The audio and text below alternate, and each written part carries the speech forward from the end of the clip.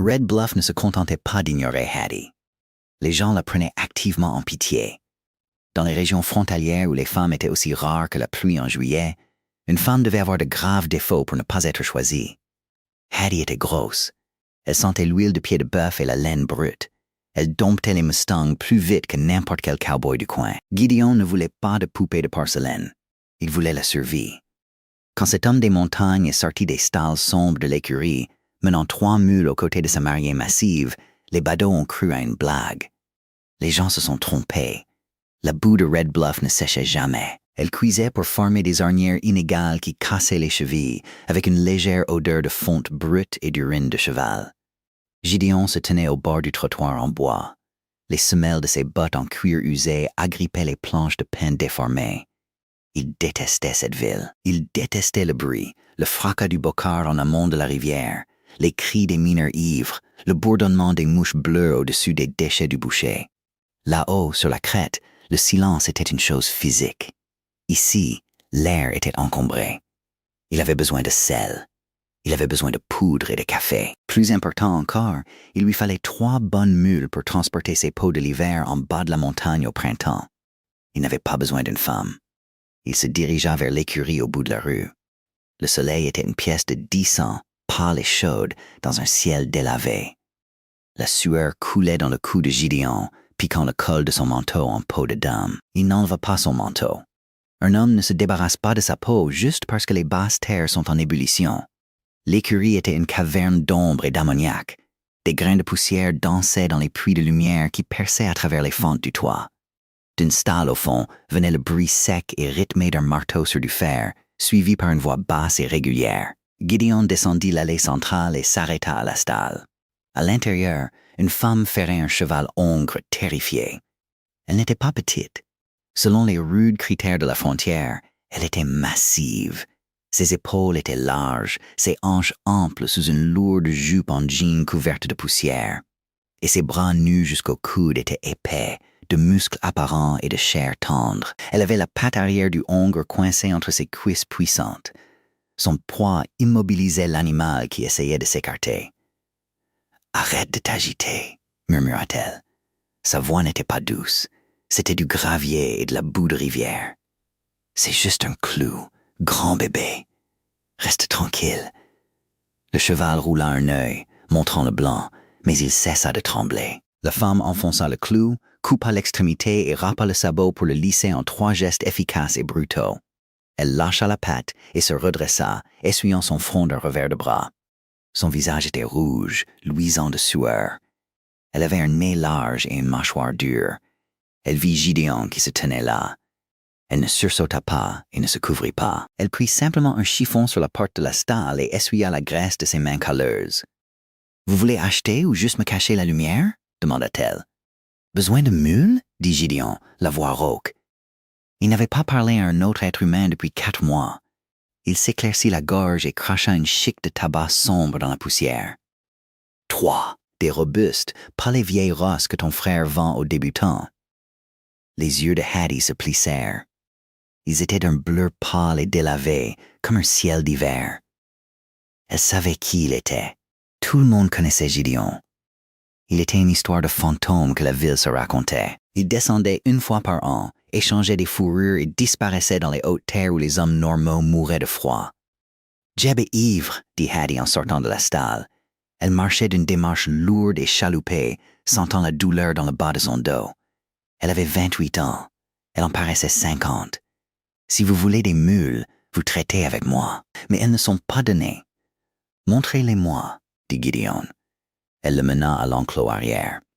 Le soleil les frappa comme un coup physique. Hattie ne broncha pas. Elle désigna 3 mules, 2 brunes et une gris ardoise. Gideon entra dans l'enclos.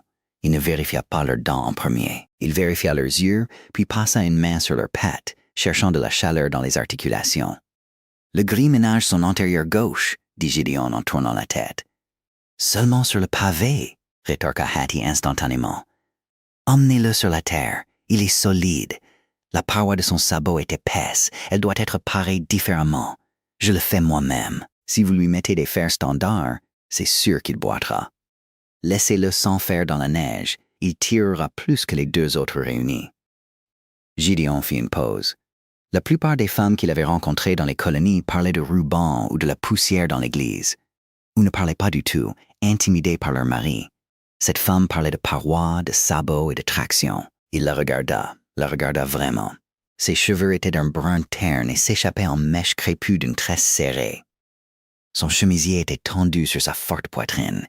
Elle le surprit en train de la regarder. Un mécanisme de défense sombre et familier voila ses yeux. Elle croisa ses bras épais. « 40 $ pour les trois, dit-elle, le ton soudain mordant. À prendre ou à laisser, homme des montagnes. J'ai des stalles à nettoyer. » Gideon ne se souciait pas de son poids. Il se souciait de la façon dont elle avait maîtrisé le cheval. Il se souciait du fait qu'elle ne sentait pas l'eau de lavande bon marché. Elle sentait la laine brute et le travail acharné. « Votre frère, » commença lentement Gideon, testant une pensée qui venait de se former dans les recoins sombres et pratiques de son esprit. « C'est lui qui vous laisse faire tout le gros du travail pendant qu'il boit les bénéfices au salon? » La mâchoire de Hattie se crispa. « Mon frère possède cette écurie. Je ne fais qu'y travailler. Compte-t-il un jour vous en laisser une part? Je suis une vieille fille. » Elle prononça le mot, qui avait un goût de cuivre dans sa bouche. Elle détestait le dire, mais c'était un fait, comme un rayon cassé ou un cheval boiteux. Les femmes comme moi ne possèdent pas de commerce à Red Bluff. Nous mourrons simplement dans leurs arrière-salles. Gideon se frotta la mâchoire barbue. Sa barbe était rêche, grisonnante sur les bords. Il était fatigué. Les hivers devenaient plus longs. L'année dernière, il s'était cassé 2 doigts dans un piège. Il avait dû se les remettre en place lui-même avec un bout de bois et une lanière de cuir. S'il se cassait une jambe cet hiver, il mourrait dans sa cabane, et les loups tireraient ses os à travers le plancher. Il avait besoin d'une partenaire, pas d'une amante, un cheval de trait. « Vous voulez quitter Red Bluff? » demanda Gideon. Hattie rit. C'était un son rauque, comme un aboiement. « Où voulez-vous que j'aille? Je suis bâti comme un tonneau de pluie, monsieur. Les catalogues de vente par correspondance ne veulent pas de moi. Les mineurs veulent des filles de saloon. Je suis coincé ici jusqu'à ce que je tombe raide morte. Montez sur la montagne avec moi, dit Gideon. Le vent fit tourbillonner la poussière dans l'enclos. Un cheval s'ébroua. Hattie cessa de rire. Elle le regarda, cherchant une blague sur son visage buriné et tanné. Elle ne trouva qu'un sérieux plat et froid. « Excusez-moi. J'ai besoin de quelqu'un pour gérer le bétail. J'ai 6 chevaux, et si j'achète ces 3 mules, je pose des pièges, je chasse. Je n'ai pas le temps de m'occuper des animaux comme il le faudrait. Vous connaissez les chevaux, vous n'avez pas peur du travail. » Il fit une pause, regardant ses bottes poussiéreuses. « Je ne cherche pas un arrangement romantique. Je cherche une épouse sur le papier. Ça empêche la ville de parler. Vous aurez une cabane, la moitié de mes fourrures, et vous n'aurez plus jamais à nettoyer les stalles de votre frère. » Hattie sentit une bouffée de chaleur monter dans son cou épais. Une partie d'elle voulait le gifler. L'audace purement transactionnelle de sa proposition. « Je ne cherche pas un arrangement romantique. » Elle savait ce que cela signifiait. « Je ne veux pas te toucher. » Elle regarda ses mains. Les jointures étaient enflées. Elle pensa à Jeb, qui rentrerait en titubant ce soir, exigerait le grand livre et lui crierait dessus pour avoir trop dépensé en avoine. Elle pensa aux 50 années de plus qu'elle pourrait vivre, confinée dans cette prison poussiéreuse et imprégnée d'ammoniac. « Je mange beaucoup, » dit-elle doucement, en fixant le sol. C'était sa plus grande honte, exprimée à voix haute. « Je chasse le wapiti, » répondit Gideon d'un ton neutre. « La viande n'est pas un problème. » Hattie leva les yeux. Ses yeux pâles rencontrèrent ses yeux sombres. « Je ne redescendrai pas de cette montagne si j'y monte. Je ne vous le demande pas. » 50 $, dit Hattie, la voix légèrement tremblante, mais le menton en avant. Vous payez Jeb 50 $. Il pensera qu'il vend les mules et qu'il m'ajoute pour rire. Mais le papier que nous signerons au palais de justice dira que je possède la moitié de tout ce que vous avez. Gideon plongea la main dans son manteau et en sortit une bourse en cuir. Elle cliqueta lourdement. « Marché conclu, dit-il. Le sentier était escarpé, un zigzag brutal de schistes meubles et de racines de pêne exposées. L'air se raréfiait d'heure en heure, perdant l'odeur métallique et cuite de la ville pour prendre le parfum vif et stérile de l'ozone et des conifères. Hattie montait la mule grise. Gideon montait un énorme et vilain cheval bai, menant le convoi. L'intérieur des cuisses de Hattie la brûlait. Elle savait monter à cheval, mais elle n'avait pas été en selle plus de quelques minutes depuis des années.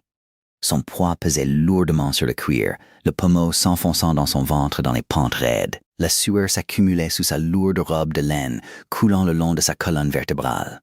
Le corset qu'elle avait porté pour la cérémonie au palais de justice ressemblait à une cage de fer écrasant ses côtes. Elle voulait le délasser. Elle voulait crier. Elle ne fit ni l'un ni l'autre. Elle serra les dents et se concentra sur les oreilles de la mule, lisant son humeur, déplaçant sa masse avec précaution pour aider l'animal à garder l'équilibre sur les éboulis dangereux. Gideon chevauchait en avant, silencieux. Il n'avait pas parlé depuis qu'ils avaient quitté la lisière des contreforts. Il était parfaitement conscient de la femme derrière lui. Il s'attendait à des signes de détresse. Il s'attendait à des plaintes, à une respiration lourde, à des demandes d'arrêt pour se reposer. Chaque fois qu'il jetait un coup d'œil en arrière, prêt à offrir une pause à contre-cœur, il la voyait assise, lourde et droite, le visage pâle, la mâchoire serrée. Têtue, pensa-t-il, alors que le soleil commençait à plonger derrière les pics déchiquetés, jetant de longues ombres violettes sur la vallée en contrebas. La température chuta brutalement. En l'espace de 30 minutes, on passa d'une chaleur automnale confortable à un froid mordant qui pénétrait jusqu'aux os. « On campe ici », lança Gideon, arrêtant le bey dans une petite clairière abritée par un énorme affleurement de granit. Hattie ne répondit pas. Elle attendit que sa mule s'arrête complètement avant de descendre lourdement. Ses jambes devinrent de la guimauve dès que ses bottes touchèrent le sol. Ses genoux plièrent et elle tomba lourdement contre l'épaule de la mule, se rattrapant en agrippant une poignée de crinière rêche. Elle siffla de douleur. Gideon se tourna en selle, la main posée sur le fourreau de son fusil. Il la regarda se remettre, se redresser, refusant de le regarder. « Vous n'êtes pas habitué à l'altitude, » dit Gideon, d'une voix neutre. Il ne la réconfortait pas. Il énonçait un fait. « Je vais bien, » haleta Hattie. Elle commença à déboucler la sangle de la mule avec des doigts raides et maladroits. Gideon descendit de cheval et s'approcha, écartant ses mains. « Laissez. Je vais décharger. »« Je ne suis pas une incapable, » lança Hattie, sa voix montant soudainement dans une colère défensive. Elle poussa sa large épaule contre sa poitrine. C'était comme pousser un mur de briques, mais il recula d'un pas, surpris. « Je fais ma part. Vous avez acheté une partenaire. Souvenez-vous, vous vous occupez des chevaux. Je m'occuperai des mules. » Gideon la fixa. Dans la lumière déclinante, son visage était tiré, maculé de terre et de sueur. Ses yeux étaient provocateurs. « Comme vous voudrez !» grogna-t-il en se détournant. Pendant l'heure qui suivit, les seuls bruits furent le cliquetis des boucles, le doux bruit de l'herbe arrachée par les animaux qui broutaient en longe et le crépitement du bois sec. Hattie retira les lourds pactages des mules, ses muscles en feu. Elle frictionna les pattes du gris, cherchant la chaleur qu'elle savait y trouver. Elle trouva une pierre plate et s'y assit lourdement, ses poumons brûlant dans l'air raréfié. Gideon fit un petit feu sans fumée avec du bois sec. Il ne lui demanda pas si elle avait faim. Il remplit simplement une cafetière en fer blanc cabossé avec sa gourde, y jeta une poignée de café moulu grossièrement et la posa sur les braises. À côté, il plaça une petite poêle en fonte, y déposant un morceau de graisse d'ours et une épaisse tranche de venaison salée. L'odeur de la graisse fondante frappa l'estomac de Hattie comme un poing. Elle réalisa qu'elle n'avait pas mangé depuis la veille au matin. Gideon lui tendit une assiette en fer blanc. La viande était dure, salée et brûlée sur les bords. Pour Hattie, elle avait le goût du salut. Elle mangea rapidement, machinalement, mâchant les fibres coriaces jusqu'à ce que sa mâchoire lui fasse mal. Gideon était assis sur une bûche en face d'elle, sirotant une tasse de café noir. La lumière du feu vacillait sur son visage, soulignant les profondes rides autour de sa bouche et la cicatrice pâle qui barrait son sourcil gauche. « Vous maniez un banc mieux que la plupart des hommes, » dit Gideon tranquillement. Le vent sifflait dans les pins au-dessus d'eux. Hattie arrêta de mâcher. Elle déglutit difficilement, faisant passer la viande avec une gorgée de café amer. « Mon père élevait des chevaux de trait avant de mourir. Il m'a appris à équilibrer une charge. Si le poids se déplace, il frotte la colonne vertébrale. Si la colonne est frottée, l'animal devient boiteux. Si l'animal est boiteux, vous marchez. Logique implacable. » Le silence s'installa de nouveau entre eux. Il n'était pas entièrement confortable, mais il manquait de l'hostilité piquante de la ville. Hattie baissa les yeux sur son assiette vide, traçant les rayures du fer blanc avec un ongle épais. « Pourquoi moi ?» demanda-t-elle. Sa voix était à peine plus qu'un murmure. « Vraiment ?» Il y avait des veuves à Red Bluff, des femmes qui ne briseraient pas le dos de votre mule, des femmes qui ont l'air comme il faut. Gideon ne la regarda pas. Il fixait les braises rougeoyantes du feu. J'ai eu une femme, une fois, dit-il. Les mots semblaient exiger un effort physique pour sortir de sa gorge. Il y a longtemps, une jolie chose, mince comme une baguette de saule. Je l'ai amenée ici. Le premier hiver, elle est tombée malade. Le froid est entré dans sa poitrine et elle s'est simplement éteinte, réduite à rien. Il prit une lente gorgée de café. Je ne cherche pas la beauté, Hattie. La beauté meurt ici. J'ai besoin de quelque chose d'enraciné dans le sol. J'ai besoin de quelqu'un qui ne s'envolera pas au premier coup de vent. Il ne le disait pas comme une insulte, mais la franchise de ses mots blessa sa fierté.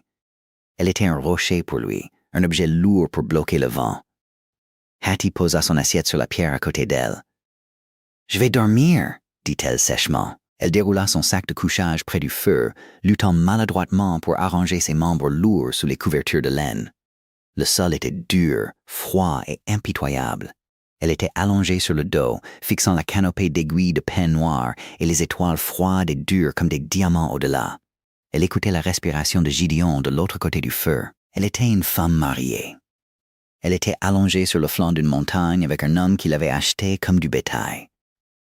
Et pourtant, pour la première fois en 10 ans, personne ne se moquait d'elle. Ils atteignirent la cabane le soir du 3e jour. Ce n'était pas une maison, c'était une forteresse, construite avec d'épais rondins de pin non écorcés, calfeutrés avec de la boue et du crin de cheval. Elle se trouvait dans une vallée en forme de cuvette, entourée de pics de granit imposants. Un appentis solide pour les animaux était attaché du côté sous le vent, remblayé de terre pour conserver la chaleur. Quand Gideon poussa la lourde porte en planche, l'odeur frappa instantanément. C'était une odeur masculine dense de vieux bois fumé, de sang séché, de graisse fondue et de laine non lavée. La cabane était une seule grande pièce. Une cheminée en pierre dominait un mur. Une table rustique, 2 chaises et un lit de corde encastré dans le coin complétaient le mobilier. « Ce n'est pas grand-chose, » dit Gideon, grattant une allumette au soufre et allumant une lanterne à huile sur la table. « C'est un toit, » répondit Hattie. Elle n'attendit pas la permission. Elle laissa tomber son petit sac, attrapa un balai en paille de maïs dans le coin et commença à balayer la couche de poussière, de mouches mortes et de copeaux de bois qui recouvraient le plancher. Elle avait besoin de bouger.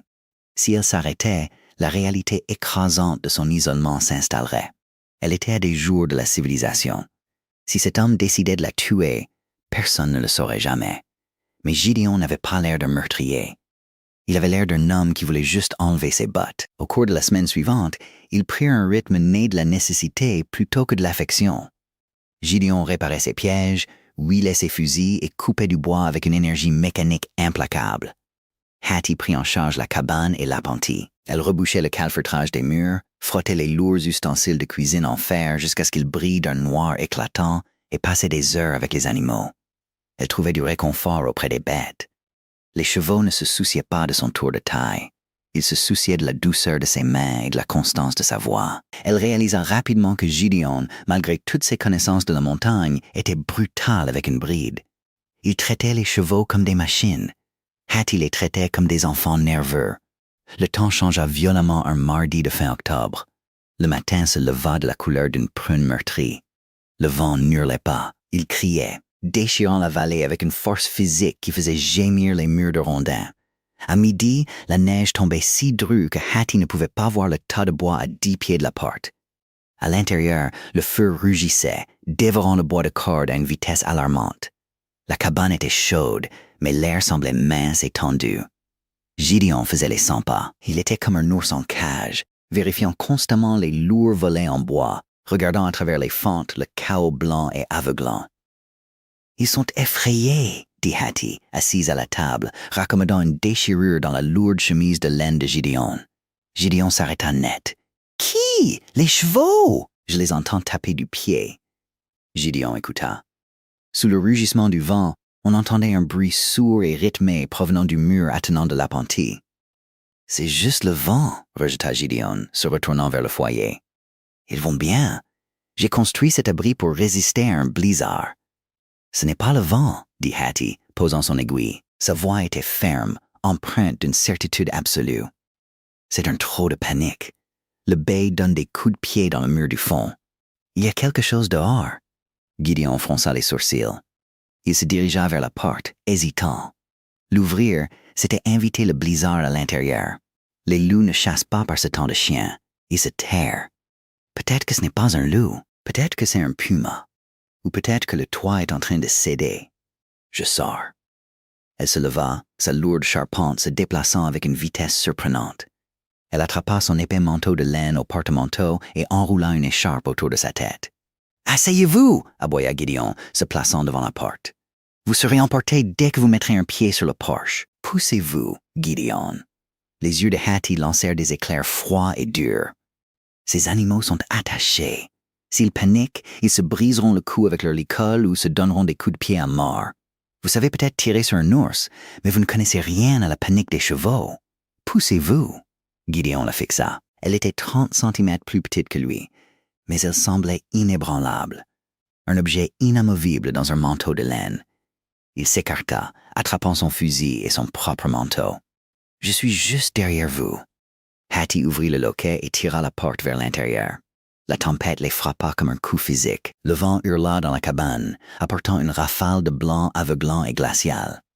Hattie se fraya un chemin sur le porche, luttant contre le vent, forçant son corps lourd à avancer. La neige lui arrivait déjà aux genoux.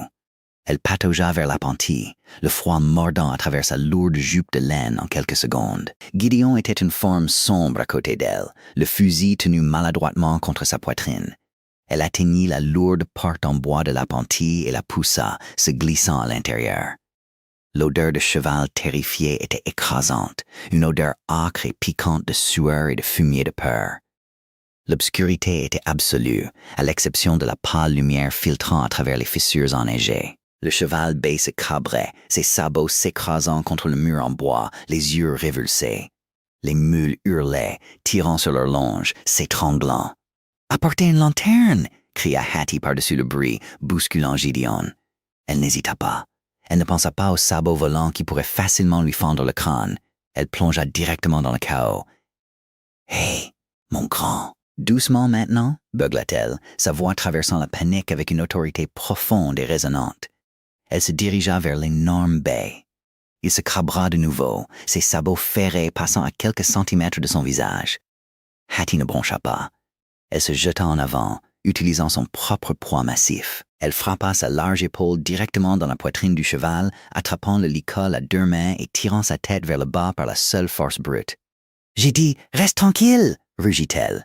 L'impact de son corps lourd, combiné à la domination absolue de sa voix, choqua l'animal.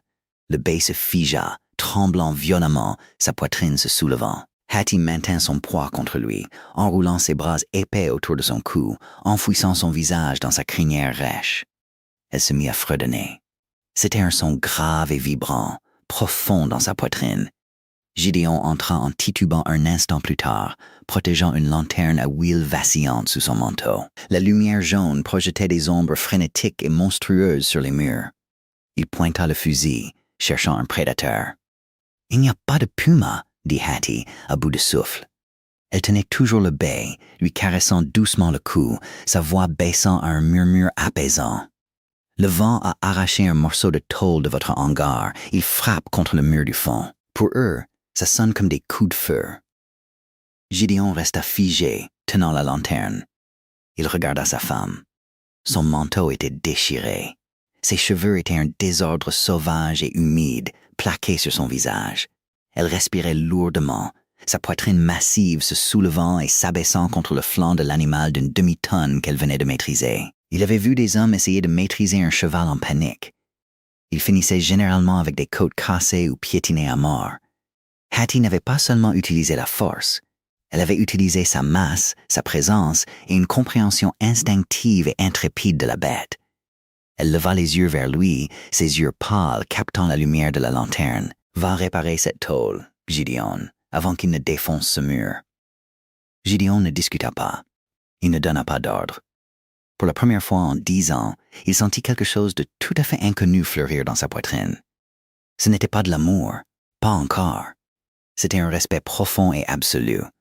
Il hocha la tête, sortit dans le blanc aveuglant et alla réparer le toit. Le blizzard souffla pendant 3 jours, ensevelissant la cabane jusqu'au bas des fenêtres. Quand il cessa enfin, il laissa derrière lui un monde de silence cristallin et aveuglant. La température chuta si bas que l'humidité du souffle de Hattie gelait dans son nez dès qu'elle sortait pour se frayer un chemin jusqu'au tas de bois. La survie au cœur de l'hiver n'était pas une aventure. C'était une corvée épuisante et monotone. Ils s'installèrent dans une routine claustrophobe.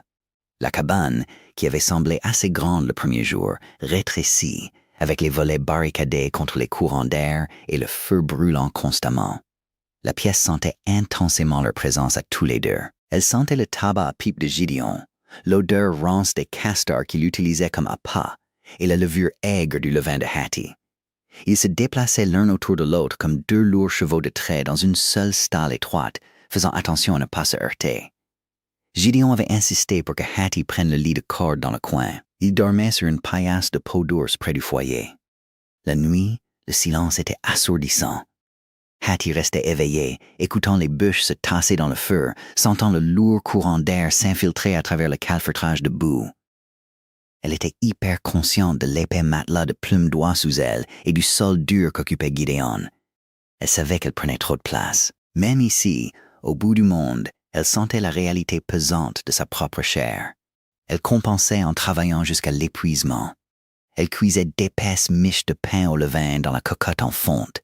Elle raccommodait les caleçons longs en laine de Gideon, ses doigts épais étonnamment adroits avec une aiguille en os. 2 fois par jour, elle pataugeait dans la tranchée jusqu'à l'appentis, nettoyant les stalles, brisant la glace dans les abreuvoirs avec une masse et rationnant le grain.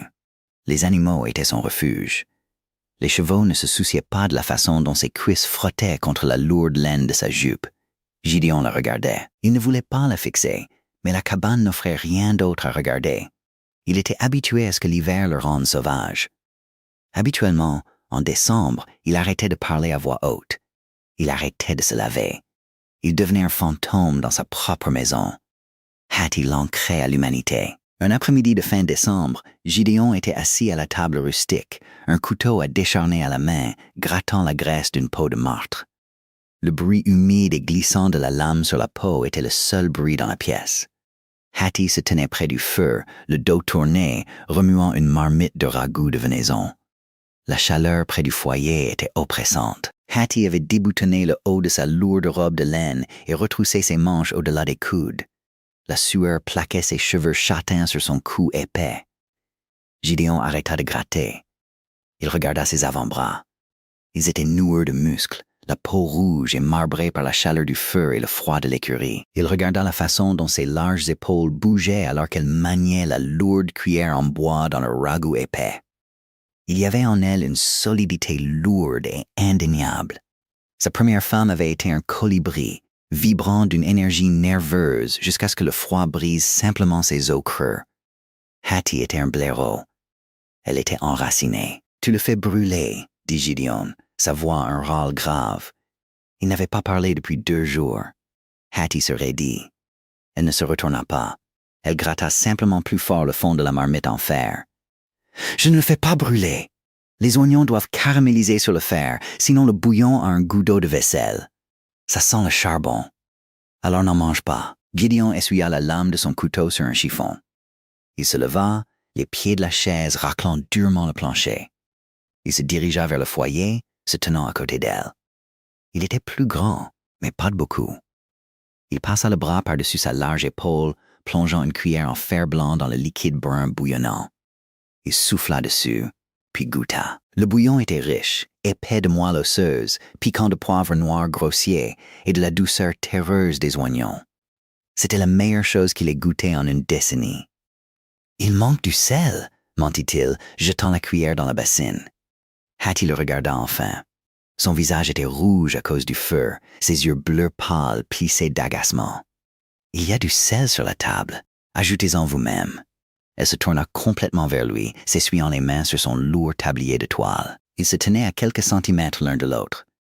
Gideon sentit la fumée de bois dans ses cheveux, l'odeur âcre de la sueur et l'odeur chaude sous-jacente de la pâte qui lève.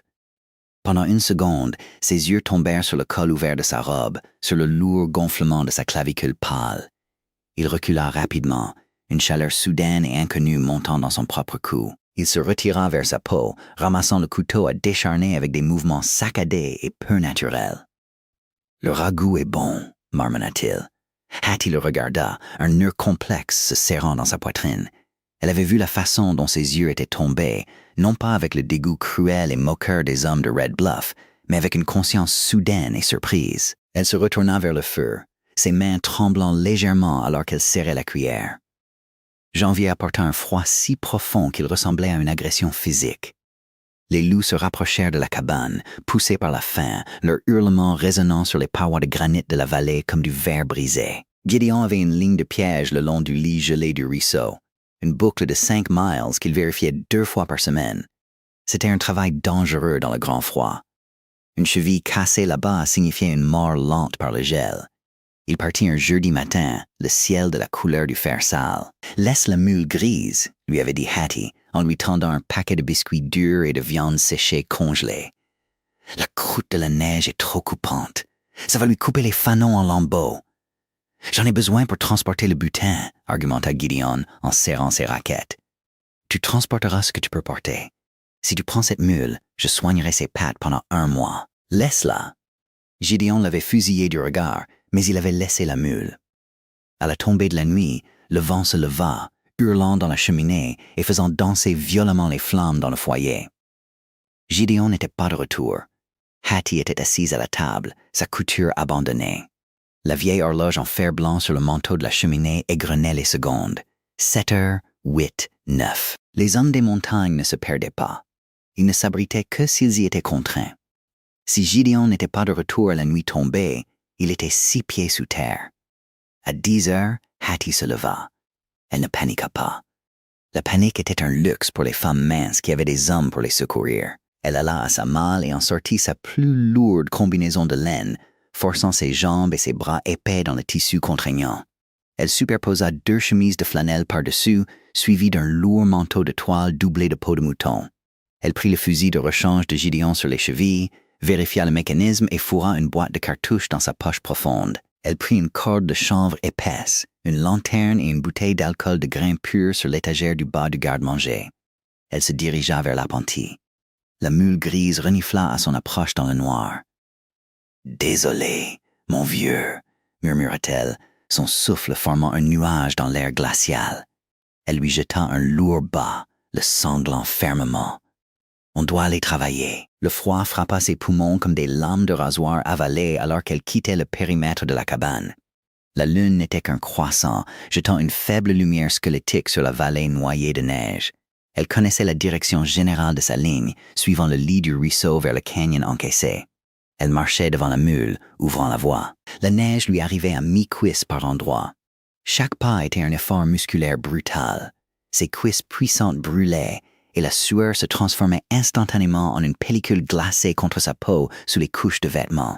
Elle gardait la tête baissée, penchant son poids immense vers l'avant, agissant comme un chasse-neige humain.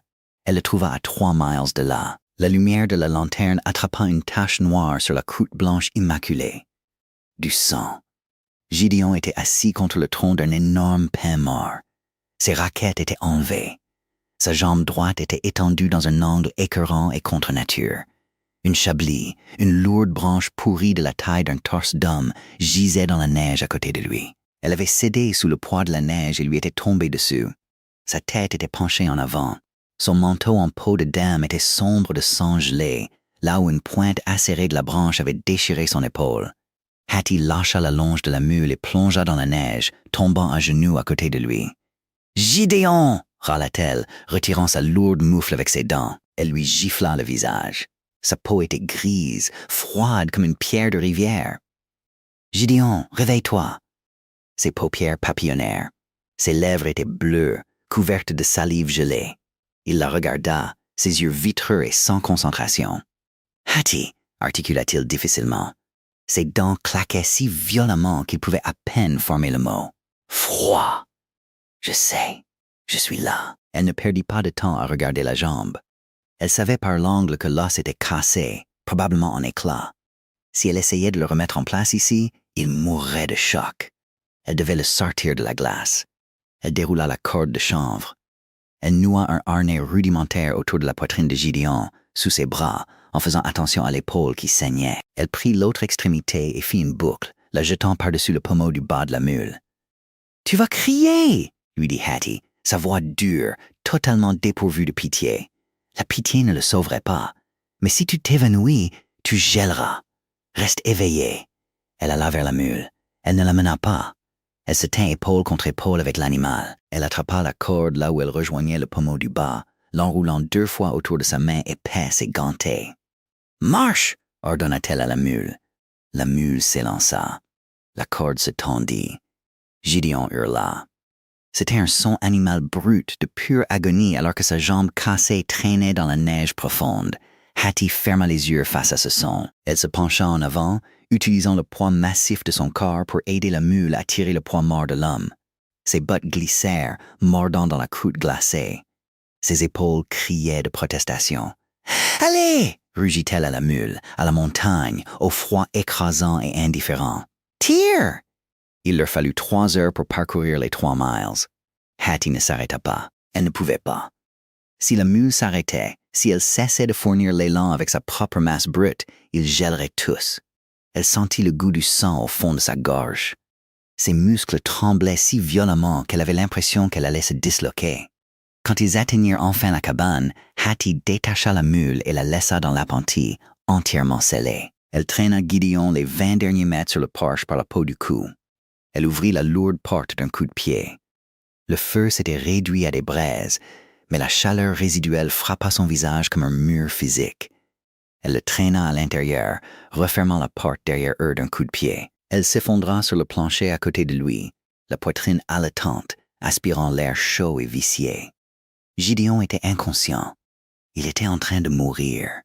Le froid s'était infiltré jusqu'à son cœur, ralentissant son sang jusqu'à le transformer en bouillie. Hattie se força à se relever. Ses jambes semblaient être des piliers de plomb. Elle jeta 3 grosses bûches sur les braises et actionna furieusement le soufflet jusqu'à ce qu'un feu rugissant jaillisse dans la cheminée. Elle s'agenouilla à côté de Gideon. Ses vêtements étaient gelés, soudés à sa peau par la sueur et le sang. Elle n'essaya pas de le déshabiller. Elle tira le lourd couteau de chasse de sa ceinture et commença à couper la peau de dame et la laine, tranchant le long des coutures jusqu'à ce qu'elle puisse peler les vêtements raides et ruinés de son corps. Il était entièrement nu sur le plancher. Il était un paysage de cicatrices, de lignes pâles, de griffes d'ours, une brûlure déchiquetée sur sa cuisse, l'étoile plissée d'un ancien trou de balle. Il n'était que muscles et tendons maigres et filandreux, frissonnant si violemment que ses talons tambourinaient contre le sol. Sa jambe droite sous le genou était enflée à la taille d'un melon, marbré de noir et de violet. L'os n'avait pas percé la peau, mais il était gravement fracturé. La blessure à son épaule était pire, une déchirure déchiquetée de 4 pouces de long, suintant lentement un sang sombre. Hattie attrapa la bouteille d'alcool de grain. Elle en versa 1/4 directement sur la blessure de l'épaule. Gideon sursauta, un halètement rauque s'échappant de sa gorge. Ses yeux s'ouvrirent, sauvages et paniqués. Il agita la main instinctivement, la levant pour frapper ce qui lui faisait mal. Hattie attrapa son poignet. Elle cloua son bras au sol d'une main épaisse, utilisant tout le poids de son corps pour le maintenir. « Ne bouge pas !» cria-t-elle, son visage à quelques centimètres du sien. « Tu es en sécurité. Tu es dans la cabane. Ne bouge pas !» Il cligna des yeux, la panique s'estompant lentement, remplacée par un brouillard vitreux de douleur. Il la regarda. Ses cheveux étaient défaits, tombant en cordes humides et emmêlées autour de son visage. Elle avait l'air terrifiante. Elle avait l'air d'un ange. « Ma jambe !» gémit-il. « Je sais. Jambe cassée, épaule déchirée. Je dois recoudre l'épaule. » Elle se dirigea vers la table, ses mains tremblant alors qu'elle enfilait une lourde aiguille à cuir courbé avec du crin de cheval bouilli. C'est ce qu'elle utilisait pour recoudre les selles déchirées. C'était tout ce qu'elle avait. Elle s'agenouilla de nouveau à côté de lui. « Bois !» ordonna-t-elle, soulevant sa tête et pressant la bouteille d'alcool contre ses lèvres. Il déglutit, s'étouffant alors que le feu liquide frappait sa gorge. « Ça va faire un mal de chien, » dit-elle doucement. « Fais-le » murmura-t-il en fermant les yeux. Elle ne fut pas douce. La douceur prenait trop de temps. Elle pinça les bords déchirés de sa chair avec des doigts épais et ensanglantés et enfonça l'aiguille courbée dans la viande. Gideon se mordit la lèvre si fort qu'elle saigna. Il ne cria plus. Il siffla simplement entre ses dents à chaque traction du fil épais. Hattie travaillait machinalement, se fiant à sa mémoire musculaire. Elle avait recousu des chevaux coupés par des barbelés à la lumière d'une lanterne. La chair était de la chair. Quand elle noua le dernier nœud, elle s'affaissa sur ses talons. Le saignement s'était arrêté, mais ses frissons non. Sa peau était toujours de la couleur du lait écrémé. Le feu ne suffisait pas. Le froid était en lui. Elle attrapa ses épaisses couvertures de laine du lit de corde et les empila sur lui. Ce n'était pas assez. Il tremblait si fort que ses dents claquaient. Hypothermie. Elle savait à quoi ça ressemblait. Un cheval n'y survivrait pas sans une étable chauffée. Un homme n'y survivrait pas seul. Hattie regarda le feu. Elle regarda l'homme frissonnant et brisé sur le sol. Elle se leva avec des doigts raides et épuisés. Elle commença à déboutonner son lourd manteau de toile. Elle le laissa tomber sur le sol. Elle déboutonna ses chemises de flanelle, les retirant par-dessus sa tête. Elle délaqua ses lourdes bottes et sortit de sa jupe de laine. Elle se tenait dans la lumière chaude du feu, vêtue seulement de sa fine chemise de coton et de ses culottes bouffantes. Elle se regarda, le lourd gonflement de son ventre, la chair épaisse et capitonnée de ses cuisses, la largeur massive de sa poitrine. Pendant 28 ans, son corps avait été une source de honte profonde et isolante. C'était une blague pour la ville. C'était un fardeau pour elle. En ce moment, c'était une fournaise. Elle souleva le bord des lourdes couvertures de laine et se glissa dessous, s'allongeant sur le sol dur à côté de Gideon. Il tressaillit quand elle le toucha. Il était de glace. Elle était de feu. Hattie n'hésita pas.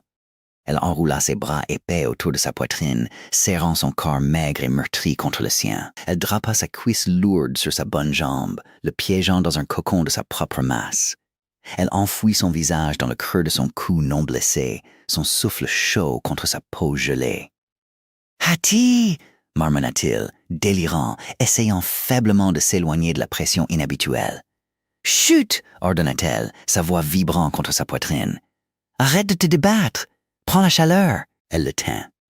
Pendant la première heure, il trembla violemment contre elle, son froid s'infiltrant dans sa peau, la faisant souffrir. Mais elle ne lâcha pas. Elle se serra plus près, partageant la vaste, lente et brûlante fournaise de son propre corps. Lentement, douloureusement, les frissons commencèrent à s'atténuer. La respiration de Gideon s'approfondit. La tension rigide de ses muscles fondit. Dans le noir sous la lourde laine, il réalisa ce qu'elle faisait. Il sentit sa douceur écrasante, la force indéniable des bras qui le tenaient. Elle n'était plus seulement une partenaire. Elle était le mur qui se dressait entre lui et l'obscurité. Il ne s'écarta pas. Avec un soupir lourd et épuisé, Gideon tourna son visage dans les cheveux humides et crépus à son épaule. Il leva son bras valide, posant sa main rugueuse et calleuse contre la courbe large et douce de sa taille. Il s'accrocha à elle et laissa la montagne hurler dehors. Le matin arriva non pas avec la lumière, mais avec un lent éclaircissement gris de l'obscurité. Hattie se réveilla à l'odeur de sueur rance, de sang séché et à l'odeur amère des vieilles cendres. Le feu s'était réduit à un tas de poussière blanche et chaude. Elle était raide. Chaque muscle de son dos et de ses épaules lui faisait mal à cause de l'effort brutal de la nuit précédente, et sa peau était moite d'une sueur fiévreuse partagée. Elle ouvrit les yeux. Elle était toujours enroulée étroitement autour de Gideon sur le plancher dur. Il était réveillé. Sa respiration était superficielle et sifflante, passant légèrement par son nez. Ses yeux sombres étaient fixés sur le plafond en bois brut. Il ne bougeait pas. Il n'essayait pas de s'éloigner de la chaleur lourde et suffocante de son corps qui le clouait au sol. « Tu es vivant !» croassa Hattie. Sa gorge semblait tapissée de papier de verre. « Jambes cassées !» murmura Gideon. Sa voix n'était qu'un souffle sec. « Je sais. » Hattie se détacha de lui. L'absence soudaine de la chaleur de son corps fit entrer l'air glacial de la cabane, mordant sa peau humide. Elle frissonna violemment, attrapant ses vêtements sur le sol et les enfilant par-dessus sa tête. Elle ne se souciait pas de la pudeur. La pudeur appartenait aux femmes dans les salons de la ville, pas aux femmes agenouillées dans du sang gelé. Elle attisa le feu, y jetant des morceaux de pain résineux qui prirent immédiatement en crachant de la sève. Puis elle se dirigea vers Gideon. Sa jambe droite était une horreur. Le gonflement avait rendu la chair tendue et brillante, une toile d'un violet profond et écœurant. La fracture se situait à mi-mollet. le tibia saillant sous la peau à un angle sévère et contre nature. « Il faut la remettre en place, dit Hattie. Elle ne regarda pas son visage. Elle regarda la jambe, l'évaluant comme elle le ferait pour un cheval blessé par des barbelés. « Je ne peux pas la tirer, dit Gideon. Pas de levier. Je vais la tirer. » Gideon la regarda enfin. Son visage était tiré, profondément marqué par l'épuisement et la douleur. « Il faut beaucoup de force, Hattie. Les muscles sont contractés autour de la fracture. Tu dois tirer la jambe droite, puis pousser l'os vers le bas. Si tu glisses, ça brise la moelle. »« Je sais comment fonctionne une fracture, » dit Hattie sèchement. « J'ai remis en place la patte d'un poulain il y a 2 printemps. Tu n'es pas un poulain, mais la mécanique est la même. » Elle n'attendit pas sa permission. Elle alla au tas de bois et choisit 2 morceaux de chêne fendus, droits et plats. Elle prit le reste de l'alcool de grain, un chiffon de lin propre et sa lourde corde. Elle s'assit à ses pieds. Elle enleva ses bottes. « Qu'est-ce que tu fais ?» demanda Gideon, sa poitrine se soulevant alors qu'un spasme de douleur secouait sa jambe. « J'ai besoin de traction, » dit Hattie. Elle se glissa vers le bas, plantant fermement ses pieds nus et épais contre la chair de ses cuisses, se calant. Elle se pencha en avant, attrapant sa cheville avec ses 2 grandes mains calleuses. Sa prise était comme un étau. « Gideon, » dit-elle, sa voix baissant à ce registre profond et vibrant qu'elle utilisait sur les animaux terrifiés. « Mords dans ton manteau. » Il attrapa une poignée de la peau de dame en lambeaux qu'il avait portée la veille et la fourra entre ses dents. Il hocha la tête une fois. Hattie ne compta pas jusqu'à 3. L'anticipation tend les muscles. Elle bloqua simplement ses coudes, pressa ses pieds dans ses cuisses et jeta tout le poids massif de son torse en arrière. Les yeux de Gideon se révulsèrent. Un rugissement guttural et étouffé déchira le cuir dans sa bouche. Le son de la jambe qui se redressait était écœurant, un grattement lourd et humide de cartilage et d'os raclant contre l'os. Hattie serra les dents, ignorant son agonie. Elle tira plus fort, ses épaules hurlant jusqu'à ce qu'elle sente l'horrible résistance céder. Avec un dernier claquement écœurant, le tibia se remit en place sous la peau enflée. Elle relâcha immédiatement la tension, se jetant en avant pour serrer ses mains autour du mollet, maintenant l'os en place. « C'est en place !» haleta-t-elle, son visage à quelques centimètres de son genou. « C'est droit !» Gideon ne répondit pas. Il s'était évanoui, sa tête penchée sur le côté, de la salive coulant au coin de sa bouche. Hattie travailla vite.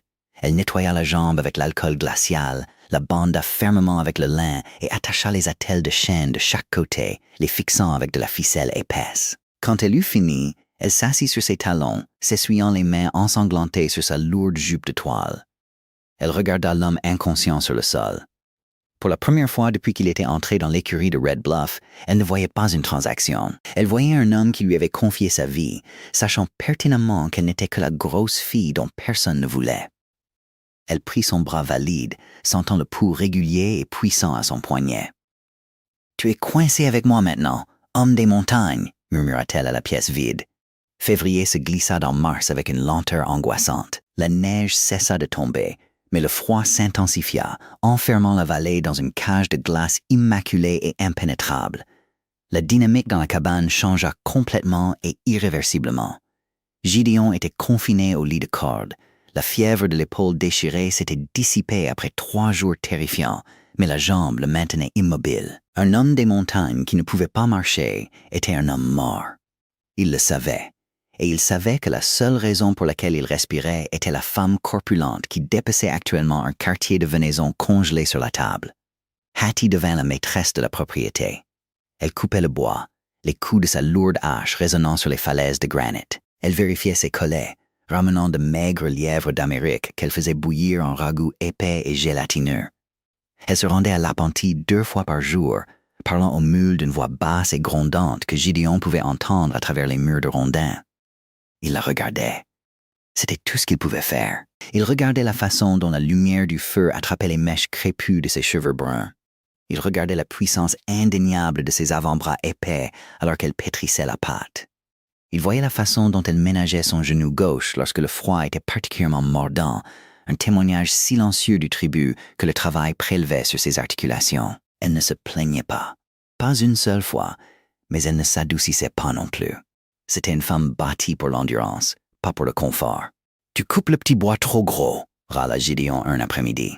Il était assis dans son lit, taillant un morceau de pain tendre avec son couteau de chasse juste pour s'occuper les mains. Hattie laissa tomber une brassée de bois dans le bac à côté du foyer avec un lourd fracas.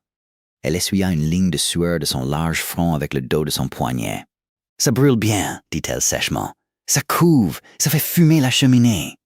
Alors lève-toi et coupe-le toi-même. » Gideon se tut. Le couteau s'arrêta sur le bois. Ce n'était pas une réplique malveillante. C'était une déclaration de fait pure et simple. Il ne pouvait pas. Il était entièrement à sa merci. Hattie soupira instantanément, regrettant la dureté de sa langue. Elle se dirigea vers la bassine, trempa un chiffon dans l'eau glacée et le pressa contre son cou. « Je suis désolée, marmonna-t-elle. La mule grise a perdu un fer. J'ai passé 1 heure à essayer de le reclouer dans le noir. Je suis fatiguée. » Gideon regarda son dos. La lourde laine de sa robe était tendue sur ses larges épaules. « Tu n'as pas à t'excuser auprès de moi, Hattie. Tu fais le travail de 2 hommes. » Hattie se retourna, ses yeux pâles se plissant. « Je ne le fais pas pour les éloges, Gideon. Tu as acheté un partenaire. Tu as payé $50 pour un cheval de trait. Je ne fais que remplir le contrat. » Ces mots le frappèrent comme un coup physique. La nature cynique et transactionnelle de leur arrangement. La chose même qu'il avait proposée avait maintenant un goût de cendre dans sa bouche. « C'est tout ce que c'est pour toi? » demanda Gideon tranquillement. Hattie se raidit. Elle détourna le regard, fixant les flammes vacillantes du foyer. « Qu'est-ce que ce serait d'autre? » « Je ne suis pas stupide, Gideon. Je sais à quoi je ressemble. Je sais pourquoi tu m'as choisi. Tu avais besoin de quelqu'un qui ne craquerait pas, quelqu'un qui n'attendrait pas une vie douce et romantique. Tu as eu ce pourquoi tu as payé. Je t'ai choisi à cause de la façon dont tu as maîtrisé ce cheval dans l'écurie, corrigea Gideon, sa voix se durcissant. Je t'ai choisi parce que tu étais la seule personne dans cette ville qui me regardait dans les yeux au lieu de fixer le sol. Et parce que je suis assez grosse pour tirer une charrue si les mules meurent, lança Hattie, croisant ses bras épais sur sa poitrine en signe de défense. Gideon ne discuta pas. Il posa soigneusement son couteau sur la table d'appoint. Il se pencha, retirant la lourde couverture de laine de sa jambe abîmée. « Viens ici, dit-il. » Hattie ne bougea pas. « J'ai du ragoût à remuer. »« Hattie, viens ici. » Ce n'était pas un ordre.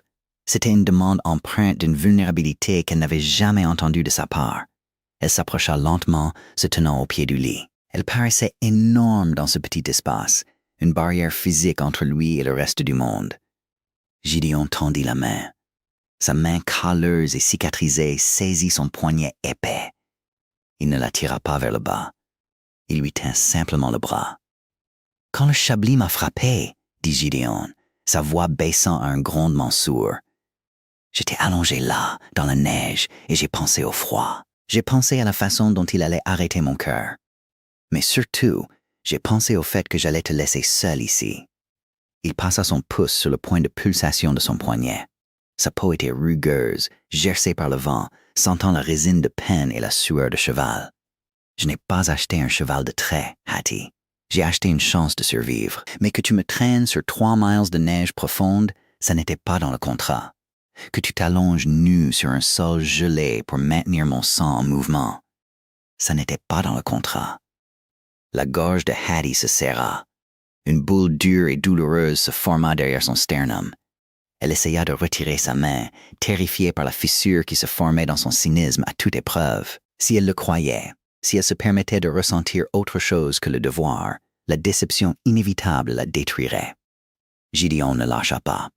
Il lui tint fermement le poignet. « Tu n'es plus seulement une partenaire, » dit-il, levant les yeux vers ses yeux pâles et écarquillés.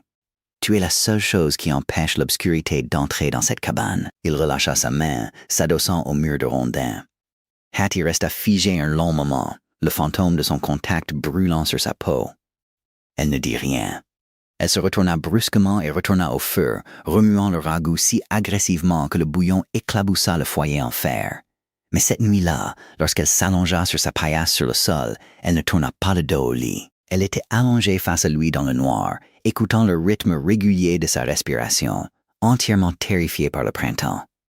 La montagne ne se rendit pas au printemps. Elle le combattit violemment. Avril apporta des pluies torrentielles qui transformèrent la neige en une boue glissante et traîtresse. Le ruisseau enfla, rugissant avec une fureur assourdissante, et l'odeur de terre humide, D'aiguilles de pain pourries et de bouts dégelés imprégnaient la cabane. Gideon était sorti du lit. Il avait taillé une lourde béquille dans une branche de carrier et rembourré l'aisselle avec un morceau de peau de mouton. Il boitillait dans la cabane, inutile et frustré, regardant Hattie se préparer pour la descente. Le contrat était clair. L'hiver était terminé.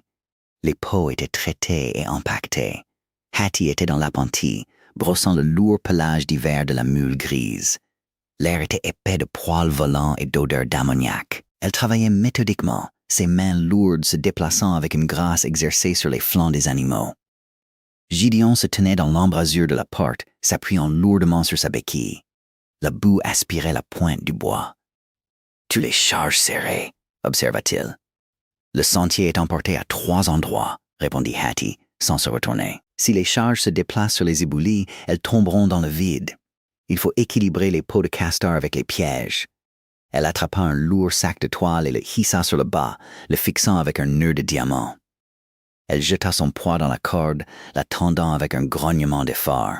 « J'ai compté les paquets, » dit Hattie, sa voix méticuleusement neutre. 60 pots, la moitié, c'est 30.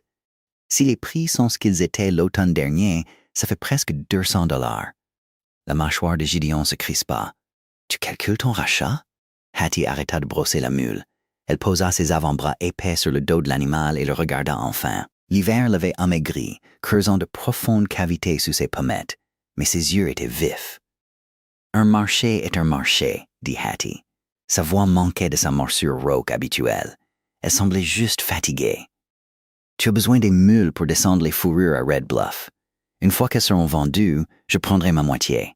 Tu gardes les animaux. Tu pourras engager un garçon de la ville pour t'aider l'hiver prochain. Quelqu'un qui ne mange pas autant. » Elle essaya un sourire d'autodérision, mais il échoua, tordant sa bouche en une ligne amère. Gideon ne rit pas. Il boitilla dans l'appentis, la béquille s'enfonçant dans la terre humide couverte de paille. Il s'arrêta à 2 pieds d'elle. « Je n'engage pas de garçon, » dit-il. « Tu ne peux pas gérer les lignes de piège et les chevaux avec cette jambe. Il faudra 1 an avant que tu marches correctement. » « Je sais. » Gideon laissa tomber la béquille. Elle heurta la terre avec un bruit sourd. Il vacilla lourdement, tendant son bras gauche. Il se rattrapa en saisissant la large épaule de Hattie. Ses doigts s'enfoncèrent dans la lourde laine de son manteau. Hattie haleta, se levant instinctivement pour le stabiliser, ses mains épaisses saisissant sa taille. Il était lourd, tout son poids reposant soudainement sur elle pour le maintenir debout. « Gideon, imbécile, qu'est-ce que tu fais ?» lança-t-elle, le tenant fermement. Il la regarda. Ils étaient poitrine contre poitrine, la chaleur paniquée de son corps rayonnant contre lui. « Je m'appuie sur toi, » dit Gideon, sa voix baissant à un murmure rauque. « Parce que je ne peux pas tenir debout tout seul. Et je n'en ai pas envie. » Hattie le fixa, ses yeux pâles écarquillés, cherchant le mensonge, la blague sur son visage buriné. Elle avait passé 28 ans à se préparer à la chute. « Ne fais pas ça, » murmura-t-elle, son menton tremblant. « Ne fais pas semblant de vouloir que je reste ici quand la neige fond. Je sais ce que je suis. Je suis une chose lourde et laide qui t'a empêché de geler. Tu n'as pas à être poli. »« Hattie !» l'interrompit Gideon, sa main se déplaçant de son épaule pour lui prendre le visage. Son pouce calleux frôla sa pommette. « Regarde-moi !» Elle se força à croiser son regard. « Tu crois que je me soucie de la ville? Tu crois que je me soucie de ce que les gens des basses terres trouvent joli? » Le pouce de Gideon glissa le long de sa mâchoire. « J'ai vécu dans le noir pendant 10 ans. Tu as remis ma jambe droite avec tes mains nues. Tu m'as traîné sur 3 miles de glace. Tu as pris toute la place dans cette cabane. Et pour la première fois de ma vie, j'ai eu l'impression d'être à la maison. » Il se pencha, son visage à quelques centimètres du sien. Il sentait la fumée de bois, le vieux cuir et la pluie. « Tu ne descendras pas de cette montagne, Hattie, » dit-il, non pas comme un ordre, mais comme une vérité absolue et indéniable. Parce que je ne laisserai pas ma femme partir. Le souffle de Hattie se coupa. La cage de fer qu'elle avait construite autour de son cœur, forgée par des années de moquerie et d'isolement, se brisa soudainement. Elle ne pleura pas avec grâce. Elle laissa échapper un sanglot rauque et saccadé, ses bras épais s'enroulant autour de sa taille, serrant son corps maigre contre le sien. Elle enfouit son visage dans son cou, s'agrippant au dos de son manteau en peau de dame comme une femme qui se noie. Gideon la serra dans ses bras. Il enroula ses bras autour de son large dos, enfouissant son visage dans ses cheveux crépus et poussiéreux. Il ferma les yeux, sentant la solidité inébranlable de la femme dans ses bras. Dehors, la pluie de printemps lavait la boue du haut sentier. Ils ne l'entendirent pas. Ils se tenaient dans l'écurie chaude et sombre, entourés par la respiration calme des animaux, parfaitement ancrés à la terre. Ceci conclut le voyage rude et inoubliable de Hattie et Gideon. Ce qui a commencé comme un marché froid et transactionnel pour la survie s'est épanoui en un partenariat profond et inébranlable, bâti sur la force brute et le respect mutuel. Hattie a prouvé que la vraie valeur ne se trouve pas dans un miroir, mais dans le courage qu'il faut pour affronter les plus violentes tempêtes. Si vous avez aimé ce conte western profondément humain, n'hésitez pas à cliquer sur le bouton « J'aime ». Abonnez-vous à notre chaîne et partagez cette vidéo avec d'autres amateurs d'histoire. Nous voulons avoir votre avis. Quel a été votre moment préféré dans la cabane? Laissez un commentaire ci-dessous et on se retrouve dans la prochaine vidéo.